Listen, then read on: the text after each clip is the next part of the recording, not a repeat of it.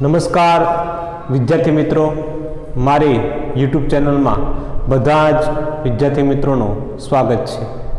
આજે lecture number 7 unit number 3 કે જેની અંદર એક અગત્યનો જે ટોપિક છે એ આપણે આજે શીખવાનો છે, સમજવાનો છે, આધુનિક આવર્ત નિયમ। બધા મિત્રોને ખ્યાલ હશે કે અગાઉનો જે લેક્ચર છે એની અંદર આવર્ત નિયમ આપણે શીખી ગયા છે। આવર્ત નિયમ શું છે જે આપણે સમજવું પડે તો કે તત્વોના ભૌતિક કે રાસાયણિક ગુણધર્મો છે, તત્વોના ભૌતિક અને રાસાયણિક ગુણધર્મો છે તે પરમાણ્વીય ભારને આવર્તનીય વિધેય છે। આવું અગાઉ દમિત્રી મેન્ડેલીવ દ્વારા આપણે સમજી ગયા છે કે તત્વોના જે ગુણધર્મો હોય છે એ પરમાણ્વીય ભારને આવર્તનીય હોય છે। એટલે કે મેન્ડેલીવે જે ઈસવીસન 1905માં જે આવર્ત કોષ્ટક પ્રસિદ્ધ કર્યું છે એ આવર્ત કોષ્ટકની અંદર તત્વોને જે ગોઠવ્યા છે એ પરમાણ્વીય ભારને આધારે ગોઠવ્યા છે, પણ આ જે માહિતી છે એ તદ્દન ખોટી પાડે છે। ને એ કોણ ખોટી પાડે છે તો કે અંગ્રેજ ભૌતિક વૈજ્ઞાનિક હેનરી મોસલે। હેનરી મોસલે એક પ્રયોગ કર્યો છે, એક જાણકારી આપી છે, એના આધારે એ એવું કહે છે કે તત્વોના જે ભૌતિક અને રાસાયણિક ગુણધર્મો છે એ પરમાણ્વીય ક્રમાંકના આવર્તનીય વિધેય છે। એટલે કે આવર્ત કોષ્ટકની અંદર જે તત્વોને ગોઠવવામાં આવે છે એ પરમાણ્વીય ક્રમાંકના આધારે ગોઠવવામાં આવે છે, નહીં કે પરમાણ્વીય ભારના આધારે। એટલે કે અગાઉ જે દમિત્રી મેન્ડેલીવે જે આવર્ત નિયમ આપ્યો છે એના કરતાં હવે જે હેનરી મોસલેએ એ આવર્ત નિયમને ખોટો પાડી અને જે આપણે આવર્ત નિયમ શીખવાનો છે, આવર્ત નિયમને શું કહેશું? આધુનિક આવર્ત નિયમ। તો ચાલો સમજવાનો પ્રયત્ન કરીએ।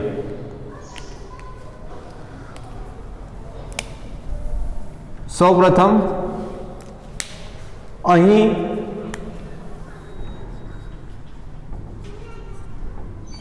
એ બાબત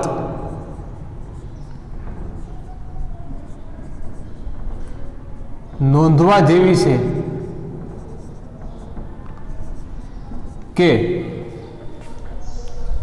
જ્યારે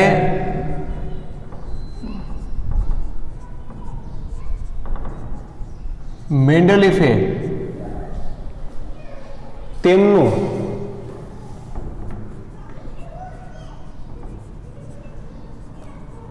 આવર્ત કોષ્ટક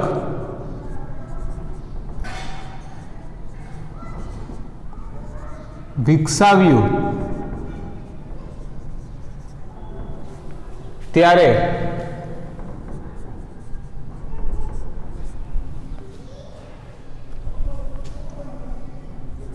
રસાયણ વૈજ્ઞાનિકોએ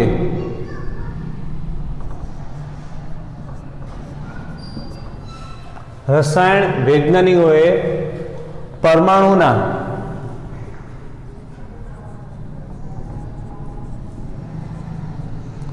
આંતરિક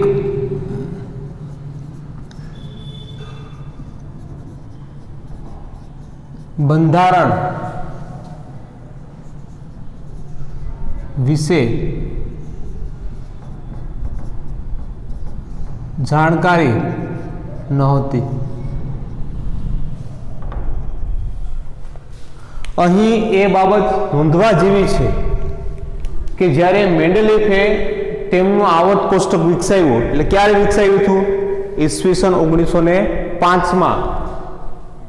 ત્યારે રસાયણ વૈજ્ઞાનિકો, ઘણા બધા રાસાયણિક વૈજ્ઞાનિકો પરમાણુના આંતરિક બંધારણ વિશે જાણકારી નહોતી, જેને આપણે સમજી શકીએ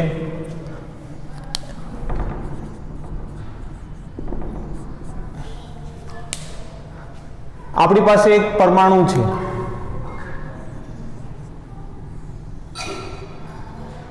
જેને આપણે પરમાણુ અથવા શું કહી શકીએ, તત્વ પણ કહી શકીએ।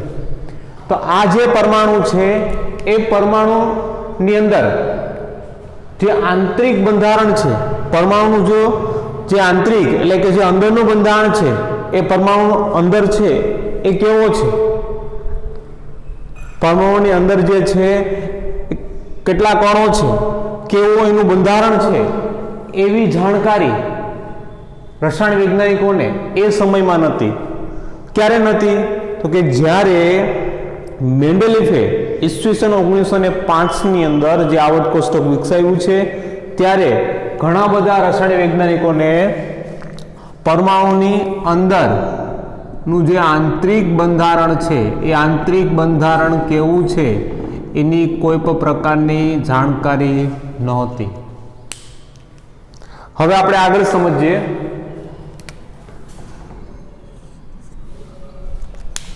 તેમ છતાં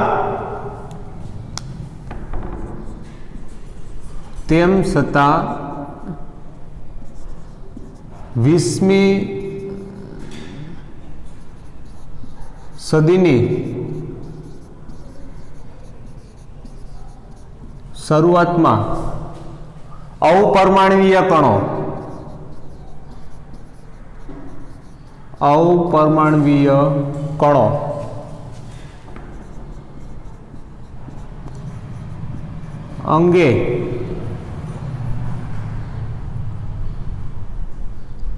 અંગેના સિદ્ધાંતોના ઊંડાણ પૂર્વક વિકાસ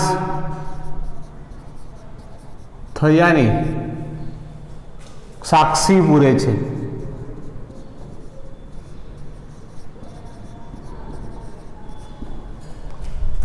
તેમ છતાં એટલે કે જ્યારે ઈસવીસન 1905ની અંદર મેન્ડેલિફે આવર્ત કોષ્ટક વિકસાવ્યું કે ઘણા બધા રસાયણ વૈજ્ઞાનિકોને પરમાણુનું જે આંતરિક બંધારણ છે એના વિશે જાણકારી નહોતી। તેમ છતાં 20મી સદીની શરૂઆતમાં જે શરૂઆતમાં એટલે શરૂઆતનો જે સમયગાળો છે જેને આપણે કહી શકીએ ઈસવીસન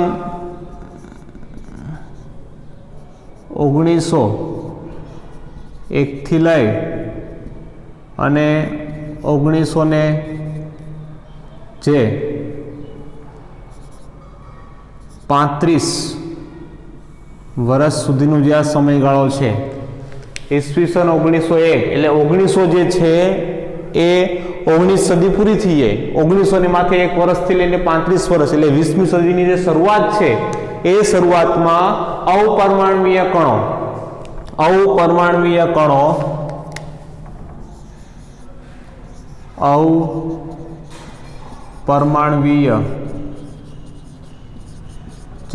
છે એ કણો કઈ કઈ હોઈ શકે? તો કે એ કણોની અંદર ઇલેક્ટ્રોન, પ્રોટોન અને શું આવશે મિત્રો? ન્યુટ્રોન। આ જે અપરમાણ્વીય કણો છે એ અંગેના જે સિદ્ધાંતો છે એ સિદ્ધાંતોનું ઉડાણપૂર્વક વિકાસ થયાની સાક્ષી પૂરે છે। જે આની પહેલાનું જે ચેપ્ટર છે પરમાણુનું બંધારણ, એ પરમાણુના બંધારણની અંદર આ જે અપરમાણ્વીય જે કણો છે એના જે સિદ્ધાંતો છે એનો ઊંડાણપૂર્વક વિકાસ થયાની જે સાક્ષી છે પૂરે છે। એનો મતલબ એવો થયો કે પરમાણુની જે આંતરિક બંધારણની જાણકારી નથી પણ તેમ છતાં પણ 20મી સદીની જે શરૂઆતનો જે સમય છે એમાં જે આવા અપરમાણ્વીય જે કણો છે એ કણોના જે સિદ્ધાંતો છે એનો ઊંડાણપૂર્વક વિકાસ થયાની સાક્ષી પૂરે છે। એટલે કે એ દરમિયાન એનો ઊંડાણપૂર્વક વિકાસ થઈ ગયો હતો। એટલે કે ઇલેક્ટ્રોન શું છે, ઇલેક્ટ્રોનનું દળ શું છે, પ્રોટોન શું છે, પ્રોટોનનું દળ શું છે, ન્યુટ્રોન શું છે, ન્યુટ્રોનનું દળ શું છે, એની શોધ છે એ પણ થઈ ગઈ હતી। ક્યારે? 20મી સદીની શરૂઆતમાં। પણ પરમાણુનું જે આંતરિક બંધારણ છે એની જાણકારી નહોતી. ક્યારે? તો કે જ્યારે મેન્ડેલિફે તેમનું આવર્ત કોષ્ટક વિકસાવ્યું ત્યારે. આમાં બે વાતો પડે છે, થોડું કન્ફ્યુઝન થશે, કેમ કે મેન્ડેલિફ આવે છે, આવર્ત કોષ્ટક વિકસાવે છે, ક્યારે રસાયણ વૈજ્ઞાનિકોને જે આવર્ત કોષ્ટક મેન્ડેલિફે વિકસાવ્યું એની અંદર જે તત્વોને ગોઠવા, પણ એ તત્વોનું આંતરિક બંધારણ વૈજ્ઞાનિકો જાણતા નહોતા. પણ બીજી એક વાત એ છે કે 20મી સદીની જ્યારે શરૂઆત થાય છે, ઈસવીસન 1900 થી 1935, એ જે 20મી સદીની શરૂઆતના જે વર્ષો છે એ વર્ષોની અંદર આવા અપરમાણ્વીય જે કણો છે એના સિદ્ધાંતો છે, એની જે શોધ છે, એનું જે દળ છે, એના વિશે ઊંડાણપૂર્વક વિકાસ થયાની આ સાક્ષી પૂરે છે, એમ આપણે સમજી શકીએ. હવે આપણે આગળ સમજવાનો પ્રયત્ન કરીએ.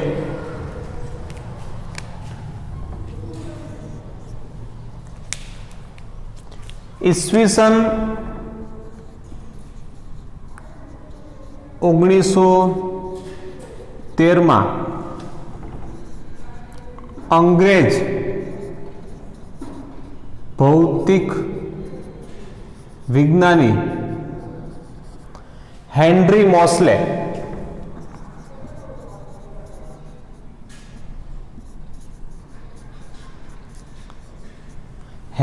મોસ્લે જે અંગ્રેજ ભૌતિક વૈજ્ઞાનિક છે, એ હેનરી મોસ્લે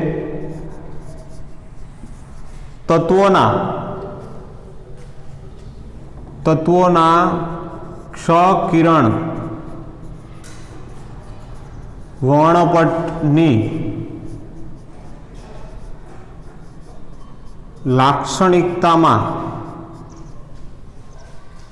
શું જોઈ હતી? નિયમિતતા જોઈ હતી. તેથી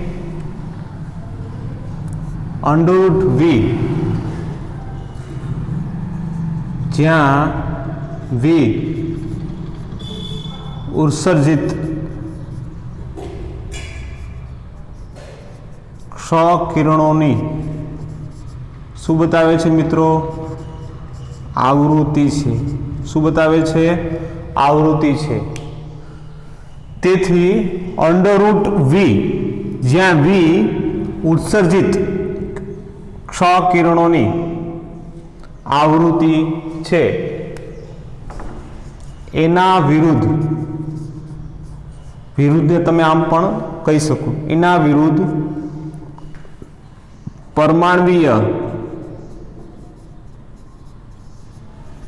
ક્રમાંક નો આલેખ દોર્યો છે, જે સીધી રેખામાં મળે છે. હવે કોણ આવે છે? તો કે ઈસવીસન 1913 અંગ્રેજ ભૌતિક વૈજ્ઞાનિક હેનરી મોસ્લે એ તત્વો ઉપર શું આપાત કરે છે? ક્ષ-કિરણ આપાત કરે છે. તત્વોનું જે ક્ષ-કિરણ જે વર્ણપટ છે, તત્વો ઉપર જે ઇલેક્ટ્રોમેગ્નેટિક વેવ છે આપાત થશે, એના કારણે ક્ષ-કિરણનું એક વર્ણપટ તૈયાર કરશે. એ ક્ષ-કિરણનું જે વર્ણપટ છે એમાં એની લાક્ષણિકતાઓમાં શું જોઈને? નિયમિતતા જોઈને. એ નિયમિતતા ઉપરથી એને એક આલેખ દોર્યો કે ખરેખર એ નિયમિતતા મળે છે કે નહીં. પણ એ કોના વિરુદ્ધ હતો? √v. પણ જ્યાં v શું બતાવે છે? તો કે જે ઉત્સર્જિત જે ક્ષ-કિરણોની જે આવૃત્તિ છે એ v બતાવે છે. તો √v વિરુદ્ધ કોનો આલેખ દોર્યો? પરમાણ્વીય ક્રમાંકનો આલેખ દોર્યો. તો આલેખ કેવો મેળવે ને? સીધી રેખામાં મળે છે. તો અહીંયા હેનરી મોસ્લેને કંઈક નવું જાણવા મળે છે. ચાલો આપણે આલેખ દ્વારા સમજી લઈએ.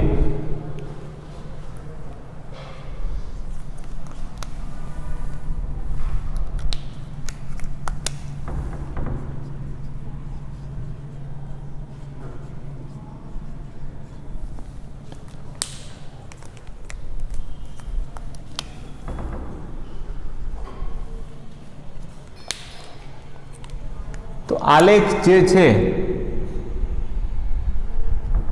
એ અહીંયા વાય એક્સિસ છે, અહીંયા એક્સ એક્સિસ છે. તો વાય એક્સિસ જે છે એના ઉપર આપણે શું લેવાનું છે? √v. અને જે એક્સ એક્સિસ છે કે જેના ઉપર આપણે શું લેશું? ઝેડ, કે જેને આપણે શું કહીએ છીએ? પરમાણવીય ક્રમાંક કહીએ છીએ. શું કહે છે મિત્રો? પરમાણવીય ક્રમાંક. ને આલેખ કેવો મળે છે? આલેખ કેવો મળે છે? સીધી રેખામાં મળે છે, એક સ્ટ્રેટ મળે છે. ને એ જે આલેખ જે છે એ કેમાંથી મિત્રો પસાર થતો હશે? ઉદ્ગમ બિંદુમાંથી. એટલે આપણે કહી શકીએ કે આલેખ જે છે એ ઉદ્ગમ બિંદુમાંથી મળે છે, એટલે એકદમ સીધી રેખામાં મળે છે. આ ઉદ્ગમ બિંદુમાંથી જે નીકળે છે તે એકદમ સીધી રેખામાં મળે છે. પણ આપણે આ જે હેનરી મોસ્લેએ જે સમજાવ્યું છે એ થોડુંક અઘરું છે, જેને આપણે સમજવાનો પ્રયત્ન કરીએ. તો એની અંદર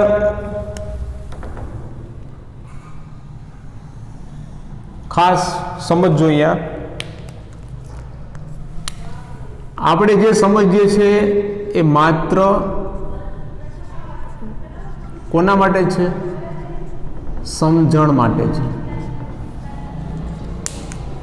માત્ર ને માત્ર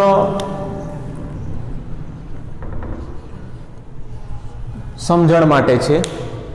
ચાલો આ આલેખ અને આ જે વાક્યો છે એને આપણે સમજવાનો પ્રયત્ન કરીએ. તો કે સૌપ્રથમ તે અંગ્રેજ ભૌતિક વૈજ્ઞાનિક હેનરી મોસ્લે છે એ ઈસવીસન 1913 ની અંદર જે તત્વો ઉપર જે પ્રયોગ કરે છે એ કઈ રીતે કરતો હશે એ આપણે સમજવાનો પ્રયત્ન કરીએ. તો કે સૌપ્રથમ એ કોઈ એક તત્વ લે છે. જો સમજો, અહીંયા સૌપ્રથમ એ તત્વ લે છે. તત્વો એક નથી લેતો, અલગ અલગ તત્વો લે છે. ને એ અલગ અલગ તત્વો ઉપર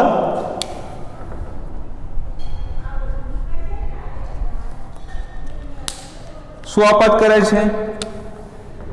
ઇલેક્ટ્રોમેગ્નેટિક વેવ. વેવ એટલે તરંગ. ઇલેક્ટ્રોમેગ્નેટિક વેવ છે એ અલગ અલગ તત્વો ઉપર એ આપાત કરે છે. તો એ અલગ અલગ તત્વો ઉપર આપાત કરે છે. તો એ દરમિયાન અલગ અલગ તત્વો ઉપર ઇલેક્ટ્રોમેગ્નેટિક વેવ એટલે કે તરંગ આપાત કરે છે. તો અલગ અલગ તત્વો માટે એને શું મળે છે મિત્રો? એક્સરેની શીટ મળે છે. કે કોઈ એક પહેલું તત્વ લીધું, એના ઉપર ઇલેક્ટ્રોમેગ્નેટિક વેવ આપાત કર્યો તો એક્સરે મળ્યો. બીજું તત્વ લીધું, એના ઉપર ઇલેક્ટ્રોમેગ્નેટિક વેવ આપાત કર્યો તો એક્સરે મળ્યું. એમ અલગ અલગ તત્વો લઈ એના ઉપર ઇલેક્ટ્રોમેગ્નેટિક આપાત કરતો જાય અને અલગ અલગ એક્સરેની શું મળશે? શીટ મળશે. પણ આ જે એક્સરે છે એ એક્સરે ઉપરથી શું મળશે? તો કે વેવલેન્થ. વેવલેન્થ એટલે શું થશે મિત્રો? તરંગ લંબાઈ. શું મળે છે? તરંગ લંબાઈ, જેને આપણે શું કોના વડે દર્શાવીએ છીએ? લેમ્બડા વડે. તો અલગ અલગ તત્વો ઉપર જ્યારે ઇલેક્ટ્રોમેગ્નેટિક તરંગ આપાત કર્યું તો અલગ અલગ એક્સરે મળ્યા ને અલગ અલગ એક્સરે ઉપરથી અલગ અલગ શું મળી છે? તરંગ લંબાઈ મળી છે અલગ અલગ તત્વો માટે. તો ચાલો એને આપણે સમજી લઈએ. માની લો કે કોઈ એક પહેલું તત્વ લીધું, કોઈ એક પહેલું તત્વ તમે લીધું છે. તો એ પહેલા તત્વ પર ઇલેક્ટ્રોમેગ્નેટિક તરંગ આપાત કર્યું, એની એક્સરે શીટ મળી. એક્સરે શીટ ઉપરથી તમને શું મળ્યું? તરંગ લંબાઈ. તો એ તરંગ લંબાઈ કેટલી મળે છે? તો કે માની લો કે આપણે કેટલી મળે છે? 100. પાછું બીજું તત્વ લીધું, એના ઉપર ઇલેક્ટ્રોમેગ્નેટિક તરંગ આપાત કર્યો, એની એક્સરે શીટ મળી. એક્સરે શીટ ઉપરથી શું મળશે? તરંગ લંબાઈ. તો એ તરંગ લંબાઈ કેટલી મળે છે? તો કે એ તરંગ લંબાઈ મળે છે 101. પાછું ત્રીજું તત્વ લીધું, એના પર ઇલેક્ટ્રોમેગ્નેટિક તરંગ આપાત કર્યો તો એની એક્સ-રે શીટ મળી, એના ઉપરથી હું તરંગ લંબાઈ મેળવ્યું અને એ જે તરંગ લંબાઈ જે છે એ ત્રીજા તત્વો માટે કેટલી છે તો કે 102. તો આના ઉપરથી આપણે કહી શકશે કે જેમ તત્વોનો ક્રમ બદલે છે એમ શું બદલતું જાય છે તરંગ લંબાઈ. અને જો તરંગ લંબાઈ બદલતી હોય તો એના ઉપરથી શું મળશે વેવ નંબર. શું મળે છે વેવ નંબર, જ્યાં વી એટલે શું કહી શકીએ આપણે ઉત્સર્જિત ક્ષ-કિરણોની આવૃત્તિ. પણ આ જે ઉત્સર્જિત ક્ષ-કિરણોની આવૃત્તિ મળે છે એ આપણે કેમાં જોઈએ છે √v માં. તો આપણે કહી શકીએ કે અલગ અલગ તત્વો માટે જેમ અલગ અલગ તત્વોનો ક્રમ બદલતો હોય છે, ક્રમ એટલે કેવો થયો એનો પરમાણ્વીય ક્રમાંક થયો ને એ પરમાણ્વીય ક્રમાંક બદલે છે એમ એનું તરંગ લંબાઈ બદલતી હોય તો તરંગ લંબાઈ બદલશે તો એના ઉપરથી શું મળશે √v. તો √v પણ બદલશે કે નહીં? તો આ પ્રમાણે આપણે કહી શકીએ કે જેમ √v બદલે છે એમ પરમાણ્વીય ક્રમાંક પણ બદલતો જાય છે. એટલે આપણે કહી શકીએ મિત્રો કે જેમ પરમાણ્વીય ક્રમાંક વધતો જાય છે એમ √v ની કિંમત પણ વધતી જાય છે. એટલા માટે √v છે કોના સમપ્રમાણમાં છે પરમાણ્વીય ક્રમાંકના સમપ્રમાણમાં છે. એટલે કે અલગ અલગ તત્વોની જે √v ની કિંમત છે, √v ની જે કિંમત છે એ કોના પ્રમાણમાં બદલે છે પરમાણ્વીય ક્રમાંકના ક્રમમાં બદલે છે. એટલા માટે હેનરી મોસ્લે એવું કીધું છે કે તત્વોને ગોઠવવામાં આવશે એ કોના આધારે ગોઠવવામાં આવશે પરમાણ્વીય ક્રમાંકના આધારે, નહીં કે પરમાણ્વીય ભારના આધારે. કેમ કે અહીંયા સ્પષ્ટ થશે, અહીંયા પણ સ્પષ્ટ થશે કે જ્યારે √v વિરુદ્ધ પરમાણ્વીય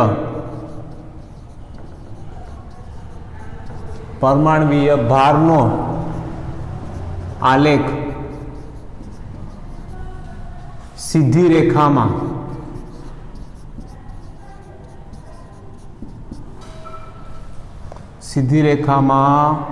મળતો નથી. એટલે અહીંયા તમે સમજ્યા હશે કે √v વિરુદ્ધ તમે શું લીધું પરમાણ્વીય ક્રમાંક. તો આલેખ કેવો મળ્યો ઉદ્ગમ બિંદુમાંથી જે પસાર થાય તો આલેખ કેવો મળે છે સીધી રેખાઓ મળે છે. તો કે અલગ અલગ તત્વોનું જે √v ની કિંમત છે એ કોના સમપ્રમાણમાં છે પરમાણ્વીય ક્રમાંકના.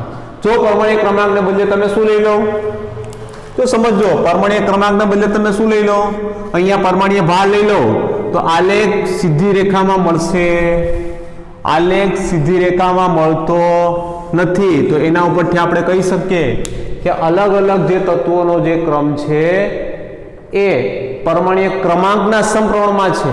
એટલે કે અલગ અલગ તત્વોનો જે √v ની કિંમત છે, અલગ અલગ તત્વો માટે જે √v ની કિંમત છે કોના સમપ્રમાણમાં છે પરમાણ્વીય ક્રમાંકમાં. એટલા માટે આલેખ કેવો મળે છે સીધી રેખામાં મળે છે. પણ √v વિરુદ્ધ જો તમે પરમાણ્વીય ભારનો આલેખ દોરો તો આલેખ સીધી રેખામાં મળતો નથી. તો એના પરથી હેનરી મોસ્લે એવું કીધું છે કે જો આવર્ત કોષ્ટકની અંદર તત્વોને ગોઠવવા હોય તો કોના આધારે ગોઠવવા પરમાણ્વીય ક્રમાંકના આધારે ગોઠવવા, નહીં કે પરમાણ્વીય ભારને આધારે ગોઠવવા. તો એના ઉપરથી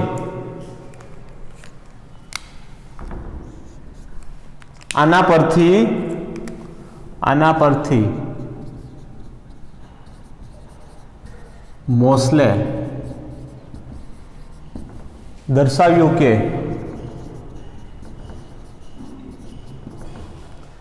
તત્વોને પરમાણ્વીય ભાર કરતા પરમાણ્વીય ક્રમાંક વધુ મૂળભૂત ગુણધર્મ છે। સમજાઈ ગયું? આના પરથી મોસ્લેએ હેનરી મોસ્લેએ દર્શાવ્યું કે તત્વને જો પરમાણ્વીય ભાર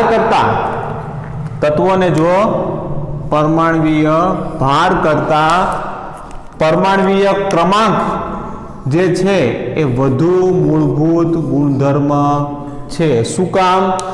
કેમ કે તત્વને જો આવર્ત કોષ્ટકમાં ગોઠવવા હોય તો પરમાણ્વીય ભાર કરતા, કેમ કે પરમાણ્વીય ભાર લો અંડરરૂટ v વિરુદ્ધ આલેખ તો સીધી રેખા મળતો નથી, તો કે તત્વોનો જે ક્રમ છે એ ક્રમ પરમાણ્વીય ક્રમાંક છે તો કોને અનુસરે છે? અંડરરૂટ v ને, કેમ કે એનો આલેખ સીધી રેખા મળશે। જો પરમાણ્વીય ભાર લઈ લઉં તો આલેખ સીધી રેખામાં મળશે નહીં। તો એના ઉપરથી કીધું છે કે પરમાણ્વીય ભાર કરતા પરમાણ્વીય ક્રમાંક છે વધુ મૂળભૂત ગુણધર્મ છે। કોના માટે? તત્વો માટે। જો તત્વોને આવર્ત કોષ્ટકમાં ગોઠવવા હોય, હેનરી મોસ્લે એવું કીધું કે જો તત્વોને આવર્ત કોષ્ટકમાં ગોઠવવા હોય તો પરમાણ્વીય ભાર કરતા કઈ પ્રમાણે ગોઠવો? પરમાણ્વીય ક્રમાંક પ્રમાણે ગોઠવો। આપણે એક સાદું અને સિમ્પલ ઉદાહરણ લઈ શકીએ કે જ્યારે પણ સ્કૂલોની અંદર પ્રવેશ પ્રક્રિયા ચાલુ થતી હોય છે તો એની અંદર રોલ નંબર આપવામાં આવે છે, તો એ રોલ નંબર પ્રમાણે જ વિદ્યાર્થીને ગોઠવવામાં આવે છે ક્લાસરૂમની અંદર। તો એ રોલ નંબર પ્રમાણે જે ગોઠવવામાં આવે છે એ જ પ્રમાણે હેનરી મોસ્લે એવું કીધું છે કે તત્વને તત્વના ક્રમ એટલે પરમાણ્વીય ક્રમાંકના આધારે આવર્ત કોષ્ટકમાં ગોઠવવા જોઈએ, નહીં કે પરમાણ્વીય ભારના આધારે। હવે આગળ આના પરથી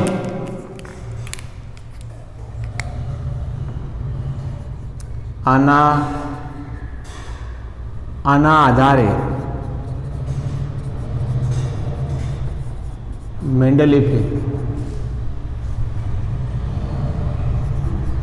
આવર્ત નિયમ ને આવર્ત નિયમ આના આધારે મેન્ડેલિફે આવર્ત નિયમમાં સુધારો કર્યો અને જે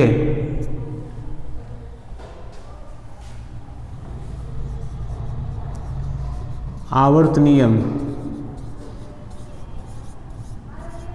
રજૂ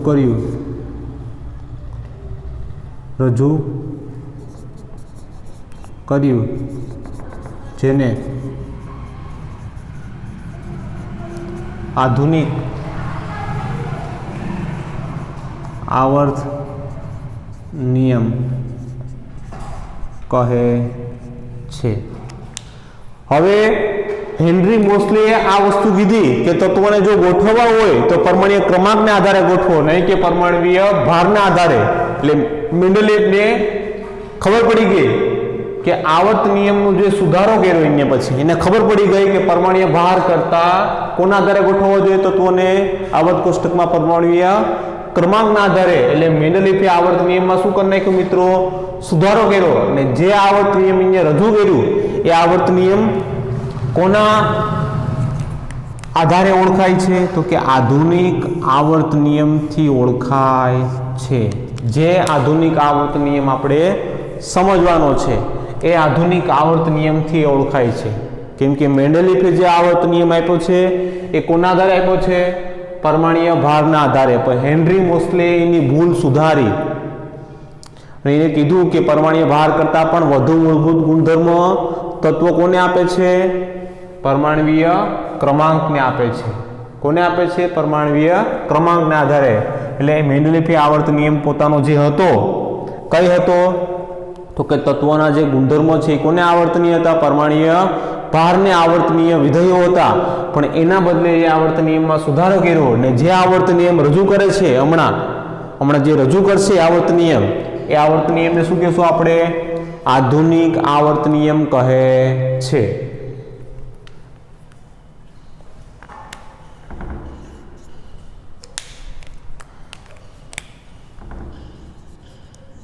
આધુનિક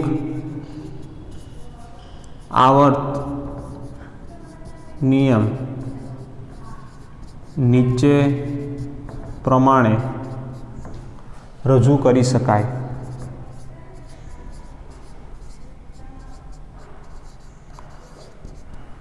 રજૂ કરી શકાય છે।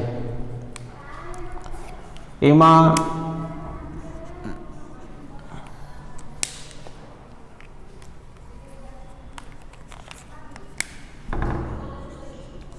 તત્વોના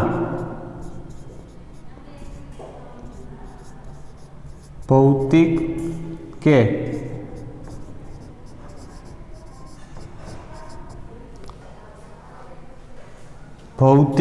કે રાસાયણિક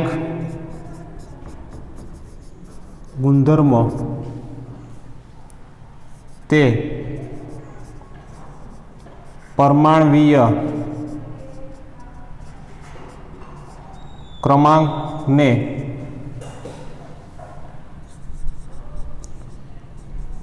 આવર્તનીય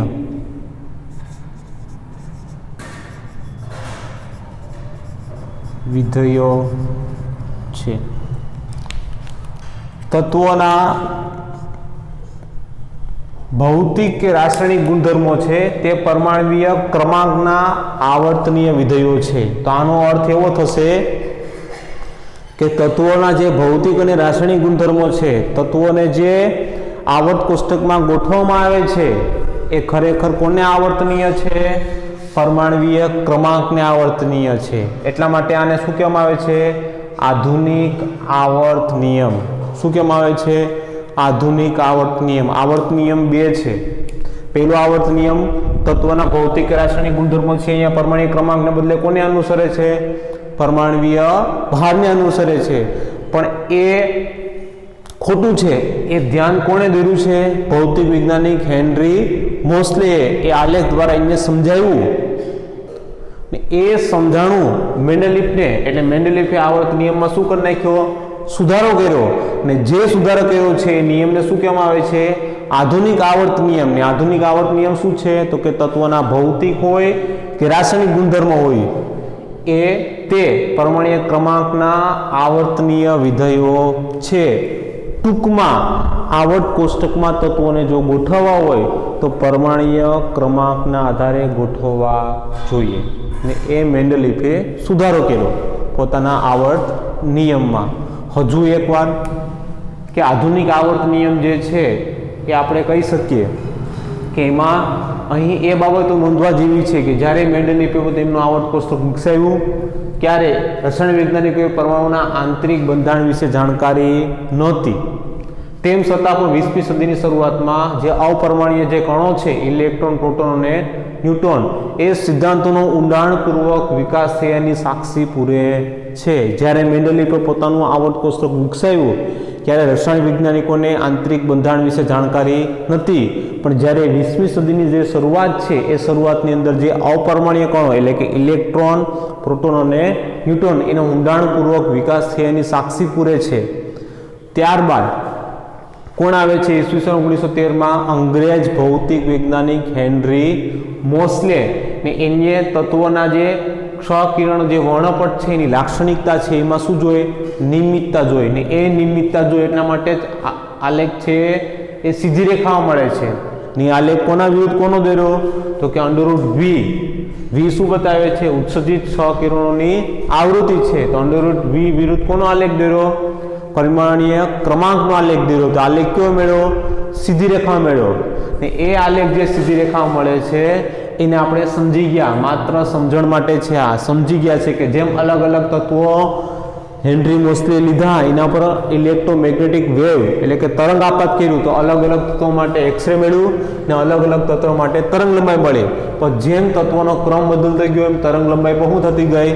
બદલતી ગઈ। તો એનો મતલબ એવો થયો કે તરંગ લંબાઈ ઉપરથી જો √v મળતું હોય તો કે √v જેમ બદલે છે એમ તત્વોનો ક્રમ પણ બદલતો જાય છે। જેમ ક્રમમાં વધારો થાય એમ √vમાં પણ વધારો થતો જાય છે। તો એકબીજાના બે કેવા છે? સમપ્રમાણમાં છે। એટલે આલેખ કેવો મળશે? સીધી રેખામાં મળે છે। તેના ઉપરથી આપણે કહી શકીએ કે √v વિરુદ્ધ જો પરમાણ્વીય ભારનો આલેખ દોરો તો એ સીધી રેખામાં મળશે નહીં। તેથી આના ઉપરથી મોસ્લીએ દર્શાવ્યું કે તત્વોને પરમાણ્વીય ભાર કરતા ખરેખર પરમાણ્વીય ક્રમાંક વધુ મૂળભૂત ગુણધર્મ છે। પરમાણ્વીય ભાર કરતા પરમાણ્વીય ક્રમાંકના આધારે તત્વોને આવર્ત કોષ્ટકમાં ગોઠવવા જોઈએ। તો મેન્ડેલિફની એની ભૂલ ખબર પડી એટલે મેન્ડેલિફે આવર્ત નિયમમાં શું કરી નાખ્યો? સુધારો કર્યો ને એ આવર્ત નિયમ જે રજૂ કર્યો છે એને આપણે શું કહી શકીએ? આધુનિક આવર્ત નિયમ. ને આધુનિક આવર્ત નિયમ શું છે મિત્રો? તો કે તત્વોના ભૌતિક અને રાસાયણિક ગુણધર્મો છે એ એટલે કે તેમના પરમાણ્વીય ક્રમાંકના આવર્તનીય વિધેયો છે. ટૂંકમાં તત્વોને આવર્ત કોષ્ટકમાં પરમાણ્વીય ક્રમાંકના આધારે ગોઠવવા જોઈએ, નહીં કે પરમાણ્વીય ભારના આધારે. તો આજનો લેક્ચર મિત્રો અહીંયા સુધી હતો. તમે સ્ક્રીનશોટ લઈ શકો. હવે આપણે નેક્સ્ટ લેક્ચરમાં બીજી વાત કરશું. બધા જ વિદ્યાર્થી મિત્રોનો આભાર.